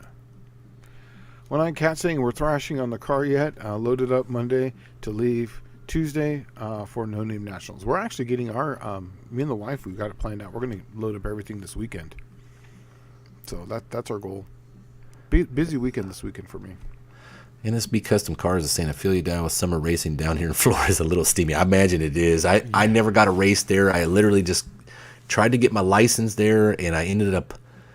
What did I do? I blew the. Oh man! On the side of C4 on the driver's side, there's a cover, and there's a servo behind that cover, and I blew that cover out, blew the gasket out of that cover, and it just poured like, I don't know, 10 quarts of transmission fluid out right there on the line. And then it just so happens it's a good thing I didn't make a pass, because the previous pass I broke the ring and pinion, and I didn't know it until we were towing it back, and I'm like, what is that god awful noise? Kunk, right? kunk, kunk. Yeah. And then you would go to turn and be like, and you're like, what in the world is going on? And I took the cover off, and like half the teeth were laying in the bottom of the housing. So yeah. Patrick, when I cat's asking, Patrick, are you going to have a passenger seat in this year? I don't know. Oh, he's saying right here, the passenger seat is bolted in. It's not coming out. It's nice. I'm actually going to talk a little bit about. Someone asked me on Slant Day of the Garage here, asking about the transcooler for the ZF8 HP.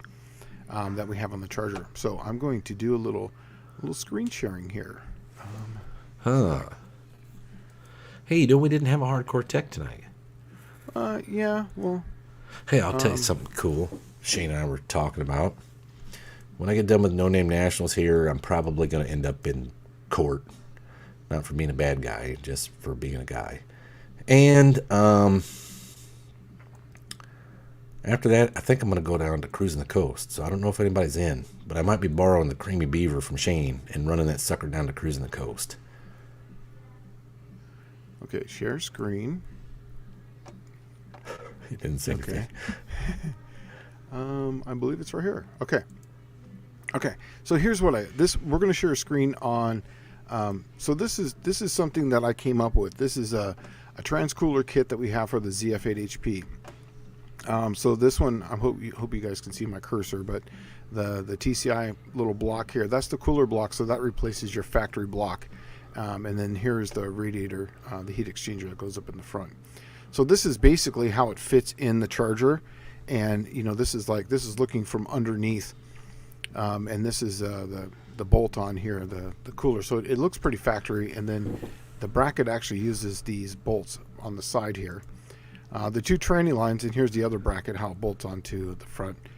These are the two tranny lines that come back, and this is how it clips in. So your factory cooler comes out, this cooler goes in, and instead of being in series, we run them in parallel, so it slows the fluid down, so the factory cooler becomes more efficient. Plus this cooler here works amazing. And so the factory unit is set up in 100% bypass when it's cold still. This one actually is in about 30% bypass. So even if you have a failure on this thing, it will basically run just about as hot as a factory unit. But it has a preset of 180 degrees, which is about where the parabolic starts for the shear on the fluid. So the fluid basically is where it wants to be, so it doesn't get any. You're not going to be losing any power trying to pump this fluid, because these transmissions are very sensitive to type of fluid. Well, when you run them in series, that becomes double as efficient. But if you run it in parallel, wouldn't that be 4 times as efficient as the factory cooler? Yeah, because you're slowing it down. So yes, exactly. So when you slow down the fluid, the heat exchanger actually works better because you can only pump X amount of fluid. It spends more time in the cooler. Yes, right. So exactly. So the cooler is actually double the size of the factory one. So I mean the multiplication just keeps going up. So here's a picture of the actual cooler block itself. These two ports that you're looking at, those are the extra ones, and then your factory lines just go straight into it, and that's what the AN fittings put in, and the cooler, it comes pre-assembled. And here's the thing about it. Stop sharing. Okay. All right. So here's the thing about it is that when we were doing some, we released a bolt together converter for that transmission. I think it was 2 years ago. I think it's what it was at PRI. We were having trouble with the car overheating. We'd only get literally 2 passes down the track, and the transmission was at, say, 230. And like I said, that transmission runs at 180. With that, as far as temperature, that's when the thing opens. With that cooler on it, we were able to do 100 passes in a row. Now, when I'm talking about 100 passes in a row, I mean literally, you go down the track, you turn around, you stage it back, and you go again. And me and Mr. Wilson, he came out and filmed some of it, but it's a 5.5 hour day. And we did that 5 times, and it was 110 degrees. It was Tennessee heat. We had the AC on. It was steamy and muggy out, and we did that 5 times. So that's 500 laps. Plus, we drove it 2,500 miles, converter off, so that way it's slipping. So we did the worst of the worst of the worst conditions, and we still barely got the thing to 185 degrees. So it works awesome. So if you, I mean, that's, you know. But 5 degrees above standard operating temperature is probably not bad when it's slipping like mad. Yeah. And all those passes. Yeah. So it's you know, that's someone was asking about. So there you go. So if you have any questions about it or whatever, I was the one that came, and I came up with it just out of necessity because we were just overheating the tranny, and I wanted it to work in where the factory one was, and I knew that something that works in parallels always work better than series as far as cooling something. So that's why I came. And you can never overcool a transmission. There's no such thing. You that's correct if it has a thermostat. Now, the reason why I put a thermostat in this is because they do make I think the company's called RevMax. They make a bypass. So you take out the factory block, you put the other block in. But we could never get the transmission up to, like, say, operating temperature. So we were actually slowing the transmission down at the drag strip. We were getting it to like 150 degrees. Because it was so cool. It was so cool, exactly. So then once we got it up to 180, it was our best times that we were getting. Okay. And it was keeping it cool. So. Well, Patrick is saying here, so Dallas, can a 318 Mopar get in on that dyno you're renting? I haven't got anything worked out yet. I'll tell you what you're going to need up front. You're going to need a manual transmission bell housing. And it's going to need, I think on a Chrysler, you can probably use the flex plate, but I don't know. The preferred thing on a dyno is generally having a flywheel. And so you're going to need a flywheel, you're going to need a manual transmission bell housing. And I'm assuming you probably can, but you're probably going to have to bring your own headers. So, because I don't have a set of those. But this is something that I'm just trying to work out now. And I really came to the conclusion the only way to fix this deficiency where I can try to run a Buick on the dyno is either A, take it over to Butler and have them put it up on the dyno where they normally do Pontiacs. So it's not going to be a problem, but I'm still going to hear the same whining when it's like, oh, what do you mean you don't have a 4-inch collector on your header? No, they sell one header, dude, and it only comes with a 3-inch.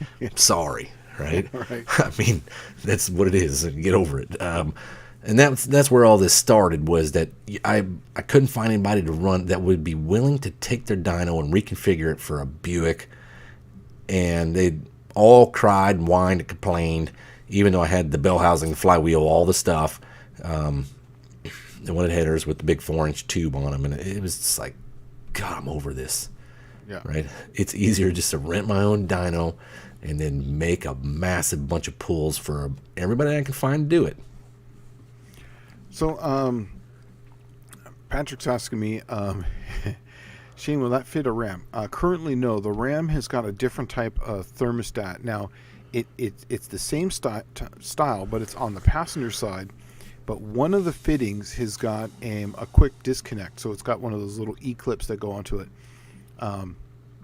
We're working on it. I can't tell you if we're going to go that direction or not, but as of right now, it's mostly just for the Challengers 300Zs, 300Ms, and then the, I forget there was another car, maybe it's the Magnum or something like that.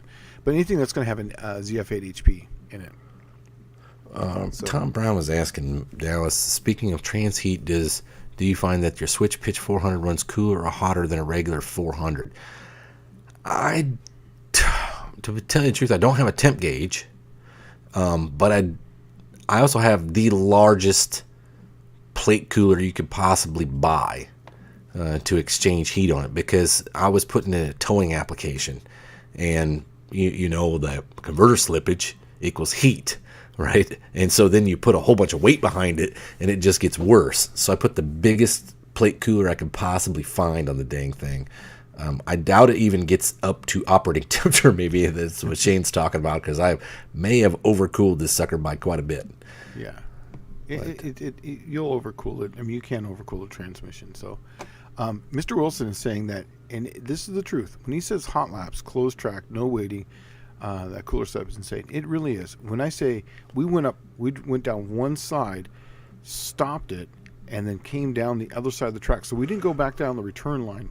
We actually came down the right side of the track, turned around, came right back up, right into the beams, and we did a burnout once, and then we would just do a burnout to clean the tires off. But literally, it was a hot lap like that. It was, and we did it 25. I mean, you lose track, man. You're sitting there, that would be like, you're, oh man, I love going down the drag strip. Yay, I can't get enough passes. And then at the end of that, you're like, golly, I don't want to come back to the drag strip for 9 months. You know, it becomes and that's the car. That's the car I'm going to bring up there. So, and now when I built this engine, it's a durability test for a lot of our parts too that are inside that engine. So, and also too, we're testing, transmission stuff, obviously, and it's just amazing how brutal you can be on those things, and they just keep taking it. It's awesome. So Patrick saying he runs manifolds and a turbo. Okay, well, that'll make it easy, because we just have to deal with the hot side exhaust, right? And it probably already is 4-inch, so that'll make it simple. But you will need that other stuff just to make it work. Badger's saying that he's busting his butt to get 3 cars ready for the No Name Nationals. Sweet. Yeah, that's awesome. Sorry, my screen flickered on mine, so sorry about that. But yeah, that's what we got. We don't have any much tech questions today. Oh, this is so much not Tech Talk Thursday or Tech Talk Wednesday. Yeah, it's just tech discussion. Yeah. And then but I gotta tell you though, I'm definitely bringing the Charger. So the Charger will be there, the one that I'm talking about. And I'm gonna take it down the track because I know what time it runs, but it would be nice to take some people down the track who've never really been down a drag strip and actually show them, this is how you stage it and go down the track in a car. Could that be something that like you could raffle off, where somebody could run that in, like, say, the bracket race? Drive the car? Yeah. No one can drive the car. Oh, Not that insurance. sucks. Yeah. That sucks. Yeah.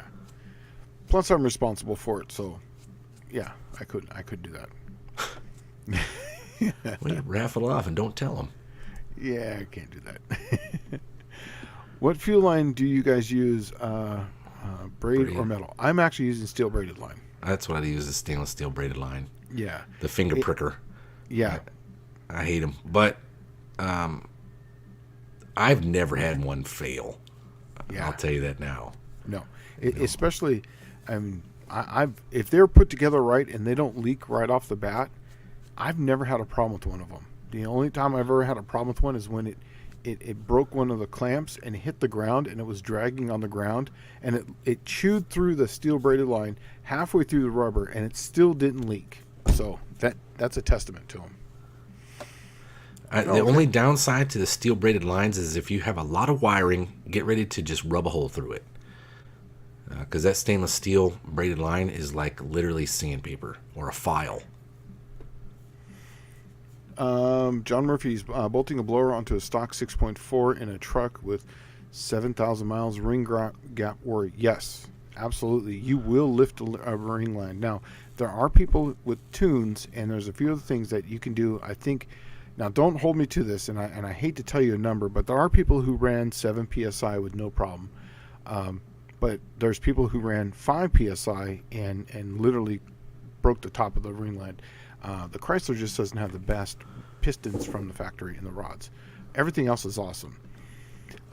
If you're going to bolt a blower onto it, I highly recommend at least just rods. If you're buying a blower, just buy the kit for rods and pistons. They make drop-in kits. Hold on, he's probably talking about this is a stock motor, and it's probably like a stock blower, right? It's like a Kenny Bell kit that's like a 2-liter or something for this thing. Yeah, but even a 2-liter can put out 14 pounds of boost if it's overdriven correctly. Oh, well, I'm just looking at something that's probably a street-driven blower on this 6.4, but I could be wrong. I mean, I've seen other stuff, but don't those 6.4s come with powdered metal rods? Yeah, pistons and rods are going to be an issue. Huh. Absolutely, yeah. Okay. You can get away with it. People have, but I wouldn't trust it. Even in fact, in some of the NA applications that people have ran and that I've talked to, they lifted the rings on those just by hitting the RPM too hard too many times, because it expands the ring, and they touch and it blows at the top of the piston right there.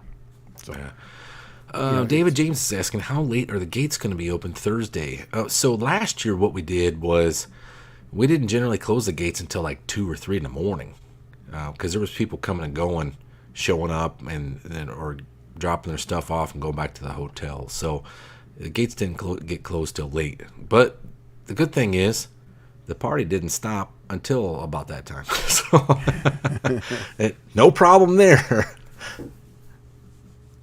I don't see that one. That was at 8:38. Oh. It's right above the John Murphy question. Oh, that's probably why. All right, well, there you go. Yep. Here we go. Any new tech recommended to capture car data for carbureted cars? Just curious if anything new or excellent out there. What I do is I have widebands.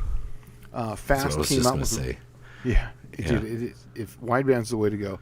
And Fast has a part where you can actually put, this is my phone. It's an app right there.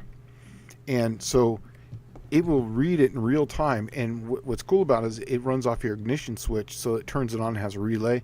So it turns itself on, it warms up, you start it up, and they're always on. And if you're tuning it, you can essentially take this, turn it on, lay it down under your hood, or while you're driving, you can record it, you can do whatever, and it has a built-in theft on it, so you can actually hook that up to your ignition switch, so that way, unless your phone is next to your car, even your old car, like a 69 Dodge Dart with a slant 6 in it, that I own. If nothing is near that, or you don't hit the code, or you don't have the special key, or put your tongue on the left side, it won't start up. So yes, that is a Fast makes a really good one, and they sell in 2 versions. They have a single O2 and a dual O2. Mohawk 62 is asking, can we use compression fittings on our low pressure fuel lines? I'm assuming that you're talking about, like, say, a carbureted ones. Huh? Yeah. No, I've seen people use them on where they cut the hose right there and they just put it on there and they crimp it up to a -6 line, and they've never had any issues with it. In fact, when I was doing some of the fuel injection testing, I had a fuel pump in the tank that was 58 pounds. The fuel line came up and I cut that right there, and then I put a compression fitting on it with the -6 line on it, and I had no issues with it. I did it on a fuel injected car, but I did it on the return side of the fuel pump because it's not under any real pressure. Yeah. Right. So, and I didn't have any problems with it. But guys were like, "Oh, why'd you do that? Why'd you get so cheap?" Well, because it was $40 for 100 feet of that aluminum line, and then if I used the braided stainless steel line, oh God, it'd have been like 20 feet of it is like $100. Yeah. And I'm going to expand on this one right here. Is Michael Schmidt? He's saying that some AFR gauges have data output. Yes. So that Fast some of them one can has, record. Yeah, exactly. It has RPM, and I believe it's got outputs too. So that way you can hook up a map sensor to it, so you can see where the map's at. So you can record everything across there. So yeah, it's got some pretty trick features on it, and it's very inexpensive for what it is. Yeah, I've gone some of them actually, I seen ones that you could put a memory card in them and it would record right to a memory card. Yeah, yeah. So, I just like the phone one because everyone has their phone with them nowadays, you know? yeah. Well, I'm behind the power curve on a lot of stuff, so hopefully I can get my timing right. But Well, Bad Tree Productions is out, and have a good night, bud. And I'm still unsure if I'm going to go live next Wednesday. I'm not sure yet. just take the weekend off and just put up a picture that says See you at the No Name Nationals. "No Name Nationals" or "Bust," right? Yeah, right. I mean, yeah, there's no point in going live. I mean, if you go live, what you should do is probably go live from you pulling in at the track, like, "Oh, I'm here." Suckers. Yeah. Right. And I made it with the Cookie Monster. Yeah, that's the goal. That is the absolute goal right now. Well, I was planning on testing one more time, but I don't see myself being able to do that this weekend. I think I'm going to end up having to pack a bunch of stuff up and make sure I got everything and check and double check and 2-3 times check. And now I'm really considering bringing my grill again, so I have some means of making food. I don't know. I really don't know what I'm going to do. I mean, without having this camper, it really sucks having all those days. Because, see, when you guys show up and you're there for the 21st, 22nd, 23rd, okay, I'm going to be there from like the 18th or 19th through like the 25th. Yeah. And it sucks when you don't have no means of making food, right? So, oh well. All I need is means of boiling water. Deke saying that compression fitting is okay on steel line, braided nylon specific line okay, nylon braid sleeve over neoprene hose less than 12 inches total per vehicle. So what he's saying there is that you can't have a bunch of rubber hose with clamps on it, you know, with a big long line. You can use it to transfer from one section to the next, is what he's getting at. So if Right. it's on the frame rail, it goes to the engine. So that way you have a little bit of movement is what he's talking about. But 12 total inches. So that's it. Colleen, you don't have to bring a tent. I have the Suburban, and it's plenty long for me to sleep in. Yeah. And I have a fold-out little bed that I used to take with me in the back of the white truck that I'll just throw in the back of the Suburban. It'll be totally fine. It doesn't really matter what happens at that point. The only thing that's going to kind of suck is just making food. And I'm sure I can use the power pole for some electricity, but I don't know if it's worthwhile. Maybe I'll just take an extension cord and run it in the garage, and then maybe a kettle that boils water, because that's really all I need. I can literally live off of ramen noodles and hot water, because it'll make coffee, tea, ramen noodles, and whatever else I want to make, right? Well, in my trailer, I got a little refrigerator, and I'm going to have a hot plate. Well, there you go. And a microwave, and we've got an air fryer. So Oh, he's saying get a jet boil. I'm going to look that up right now. he's at Dallas. We use them backpacking all the time. Yeah, What is a jet boil? I'm going to look it up. it's a tiny little thing, man. Oh, You'll check well. it out. It's cool, and they're rather inexpensive too. I believe they used to be. Jet boil official website.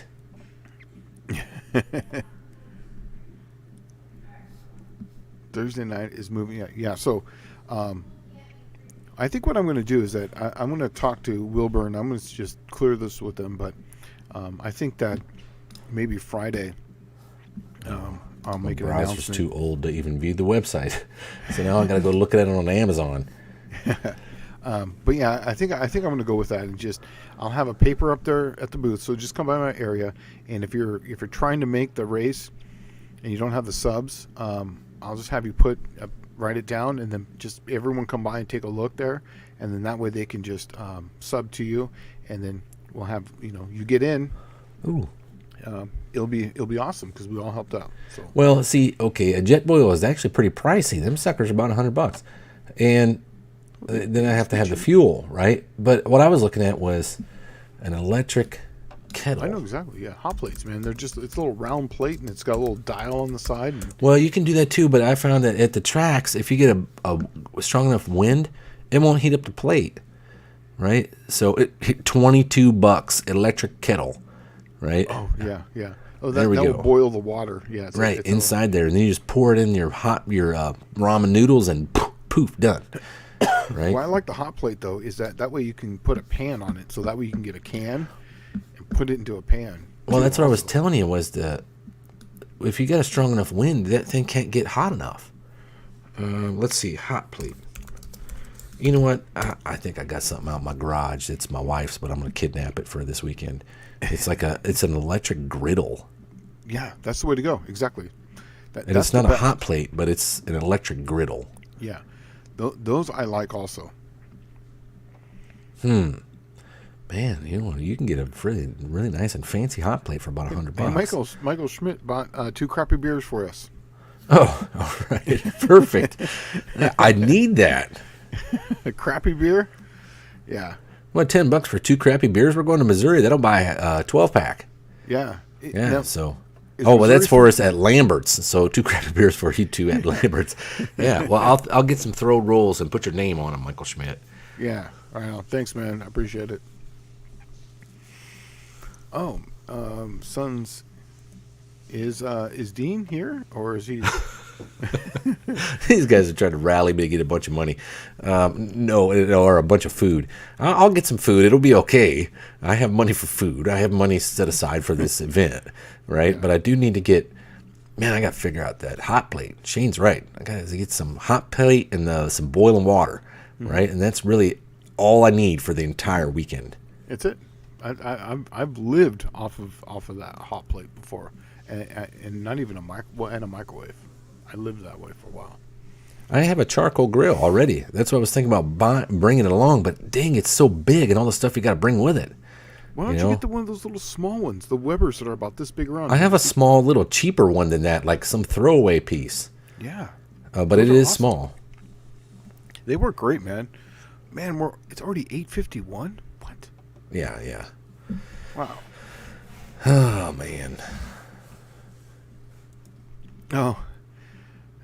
Cookie Dallas, order. Shane, you have your cookie order in? Oh, so for the Cookie Monster, I'm going to feed him some T-Bird. You think so? I don't know. Probably get my doors caved in. We're going to know a lot more probably this weekend. Yeah, we'll know a lot more this weekend. I hopefully, I'm hopefully optimistic. Now, Buff is saying all we need is a map gas torch and a metal cup. Yes, I've done that too. Yeah, I've got a torch. You know, with those little you click on ones, and just I put it underneath the pan, and it boils water really fast. I'm sure with everybody that's going to be the homeless camping crew that's out there this year, because there were a lot of guys out there last year that was seriously like the homeless camping crew, and they had a hell of a good time. They're like, next year I'm coming back. I'm doing the same thing. I'm not even going to get a hotel room. Like, man, you guys are pretty brave. Well, no, they got a shower room and everything's taken care of, and you can get food for lunch and dinner at the concession stand. It's like, well, you know what? You're kind of right. I mean, it has everything you need right here. Yeah, that's the reason why we changed our plan too, because we got a hotel last time, and I was like, man, this is the ideal place just to stay and have a good time. Because once you leave the track, the party's over. You know, you're done. You know, for that day. Kevin down here says ramen and a 40 is all I can afford. Oh man, you know what? That would be like that'd be SoCal. 1995. That would be 1995 SoCal street racing, man. Right. We would stand out there with a burrito or rolled tacos, right? Yeah. And a 40 in a paper bag, and just share it amongst like 4 or 5 sailors, you know. And it was bad beer. It was like Old English 800 or King Cobra. King Cobra, yeah, the cheap malt crap. Bud Ice, remember that Bud Ice? Yeah, and what was cool was back then, like they had low octane beer on the base that you could get. I can't remember what they call it. 3-2 beer. Yeah, 3-2. It's like what's a 3 parts beer, 2 parts water, something like that. Yeah. But they used to serve all the sailors because they knew you're right there next to Tijuana. So I mean, all you got to do is literally you're 17 years old. It's your first day in the Navy. Oh, F this. You guys won't serve me in the States. I'll just go down to Mexico and get blitzed. Well, then guys would get rolled at the gate, right? It happened a lot. Yeah. So they started giving the 3-2 beer out at the bars on base, and you had to be 17 or up. As long as you had an active duty ID, you were good to go. If you could die for the country, you could drink for the country. Yeah. And most of San Diego was that way, is what I found. Is you just roll up into a liquor store, and they'd be like, you got a military ID? All right. They didn't even look at your birth date. Yeah, they didn't care. Yeah. They didn't like that now, I'll promise you. Oh no, not anymore. Yeah. It used to be fun. I'm telling you, Southern California was awesome. Yeah, it was. You know, when San Diego was small and had the small airport, that's when it was the bomb. yeah, agreed. It was awesome. I remember they don't have AM PM, so I'm going to say an AM PM. But remember they used to have like it was 99-cent cheeseburgers. They would have at AM PM. Oh yeah. You know you could get them at clearance at like midnight. Yes, that's what I was going to say. Then you go there at midnight, and then they would have all the ones left over, and they can't bring them over to the next day. Yeah. And it was like 99 cents, all the cheeseburgers and burgers you could get. Yeah, And and that was would the have- street racing food. Like a smorgasbord was the AM PM right when you leave the street races was AM PM right on Right there. 905, and it was like you'd go in there at 12 o'clock, and all of the burgers and they had hot dogs, sausages. Or not sausage. They had like what the hell was that thing? Bratwurst. Big bratwurst, right? Yeah. They'd be cleaned out. You wouldn't have anything left. Yeah, and then we call it the hot dog dyno because they were just sitting there constantly spinning. Yeah, it's constantly rolling. Yeah. Like, oh, man. Some of them are just overcooked. But Tom Brown here says that... This is so funny. I can cook a can of soup over my forge in 48 seconds. I can only imagine. A couple thousand degrees really changes the perspective on things. Well, I was heating up a pot of water with map gas, and if you just get a little pot, put some water, just enough for a cup of ramen, it's under a minute, and that thing's boiling with map gas. Well, so and Dizzy's here talking about he was thinking of making 2 to 3 slabs of barbecue pork ribs fall off the bone. Last year, what we did was we said, what was that? What did I call it? Meat candy. Well, no, that's what Ron Ward called my wife's short ribs that she made, right? Was meat candy, but we called it a community barbecue, I think. And what the idea was, it was a community meet and greet. You could walk around with your alcoholic beverage or your non-alcoholic beverage, and you could just stop by somebody's place and then just pick up some food right off of the grill. Everybody was community sharing, right? Yeah. And it was cool. I mean, it actually worked out really good. There was a lot of freaking good stuff that showed up there. Ron Ward brought a bunch of sausages, and I believe he already had stated that he's bringing a bunch more. His family actually owns the company that makes the sausages and hot dogs and stuff. So get ready for that. Yeah, we smoked a whole bunch of pork, and we're gonna bring in a whole bunch of that stuff. So that's All right, cool. Pre-smoked. Yeah. Yeah, but it was like a community barbecue, and that was the idea, was to walk around and just hang out. It would encourage people to go around and talk to each other and just have a good time, because that's what this whole thing is about. It's, if you haven't figured it out, the magic behind the No Name Nationals isn't the cars you bring. It's the you that you bring, right? Yeah. The whole idea is to have like-minded people in one area doing like-minded fun stuff that they enjoy to do and just having a good time doing it. That's why there's no stupid, ridiculous gate charges. And I mean, it's like literally anyone can afford to do this. Yeah, exactly. And that's what makes it fun too, because then you get all kinds of walks of life, which is awesome. Yeah. It's not the guy in this toter home, with this $200,000 race car. This is like people have 5,000 into everything. Well, I remember there was a guy last year showed up, and if you look at the No Name Nationals big picture that we did off the track, there's a motorhome in there. Yes. And this dude figured out it would have cost him like $600 for a hotel room. So he bought this motorhome for like $400, got it running, drove it from Florida to No Name Nationals. He wasn't even a participant, and then parked that sucker out there for the picture, and then stayed the entire weekend and went back home, and it cost him less than he would have had to stay in a hotel. That's so awesome. Yeah. I remember showing up there and then seeing all the people along the perimeter in tents. You know what I mean? Like it was awesome. Yeah, well, so, and Dust Devil's saying, if you bring a motorhome, park it in the back for the picture. We're going to police that this year. We didn't know that was going to be a thing, and I didn't even know that guy wasn't a participant.